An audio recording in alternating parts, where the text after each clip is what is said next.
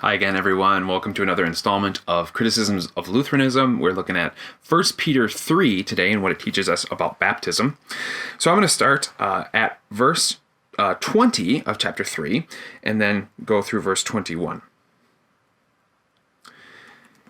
Now I'm starting halfway through the verse when it says, in it, now it's talking about the ark of Noah's time, in it, in the ark, only a few people, 8 in all, were saved through water.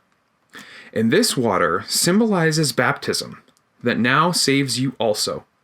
Not the removal of dirt from the body, but the pledge of a clear conscience towards God.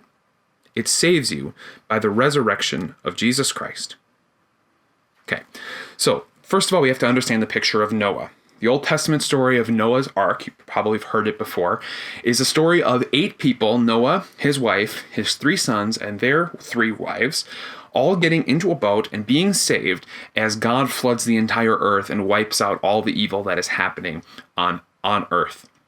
So what Peter is trying to help you understand here is that is a picture, that is a symbol, that is a type, that is like looking in the mirror at the real thing, which is baptism, right? He says that ark, that water, that is a symbol of this real thing. It's baptism, right? He says, this water, the water of the ark, symbolizes baptism that now saves you also. So baptism saves you, right? That baptism saves you. And it can only mean this baptism because it's not talking about the water from Noah's time. That water does not save me, but it did save Noah and his wife and his sons' wives, right? Then he says, not the removal of dirt from the body, but the pledge of a clear conscience toward God.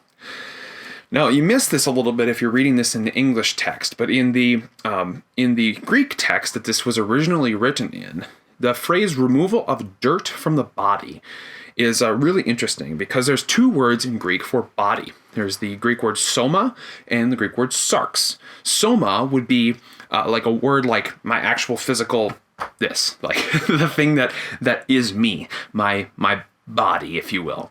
But sarx has a little bit of a different flavor to it, and we get that because when Paul uses the word, he makes it very obviously connected to our sinful nature. In fact, he uses that word as sort of a technical term for our sinful nature. And so Peter is borrowing that word, and he's saying it's not the removal of dirt from our sarx. That's the word that's there in Greek. So what we understand from that is not that baptism removes my sinful nature, right? My sinful nature is still here even though I am baptized. But what it is it's the pledge of a clear conscience toward God. That word pledge is really interesting too, because when we think of pledge, we maybe think of like something I do, right? If I'm like supporting somebody who's doing a run for cancer research, I might pledge some money towards them. But the word is actually a little bit different. The word means like a legal document. So for example, if I'm standing outside in my driveway and somebody comes up and tries to get in my car, I'm going to say, well, what are you doing? And they'll say, well, it's my car. I'll say, no, it's not. And they'll say, yes, it is. And I'll say, no, it's not. It's my car. And they'll say, yes, it is. And then we'll get into a fight and the police will show up and the police will say, what's going on here? And I'll say, that guy was trying to get in my car. And he'll say, I was trying to get in my car. And he'll say, okay. The police officer will say, okay, well, who has the title? Who has the legal document? Who has the piece of paper that proves who it belongs to?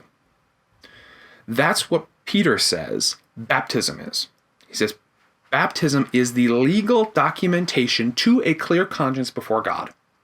Even though you still have a sinful nature, even though you still sin regularly, you have the legal documentation that says, I can have a clear conscience before God because I am baptized. And that's what every one of us has. We still have sin. But because we have baptism, we have been washed clean, and not just washed clean once, but promised that baptism endures and continues to forgive our sins even after we sin again and again and again. And then finally, Peter finishes out, it saves you, that's baptism, saves you by the resurrection of Jesus, which we've covered in previous videos, right? Once again, baptism saves. So, a couple things to notice about this. First of all, baptism does not take away your sinful nature, right? But baptism does give you the legal claim to a clear conscience before God. On those days when you're feeling sinful, In those days when Satan tempts you that you are not good enough for God and that you should despair of your own sin, you can say, nope, I have the legal documentation that says I am God's child. And that all comes to us through the power of the resurrection that Jesus had, that we were buried with him and then we were raised with him, as we read from Romans and also from Colossians. So hopefully that helps, and I hope you join us for our next video.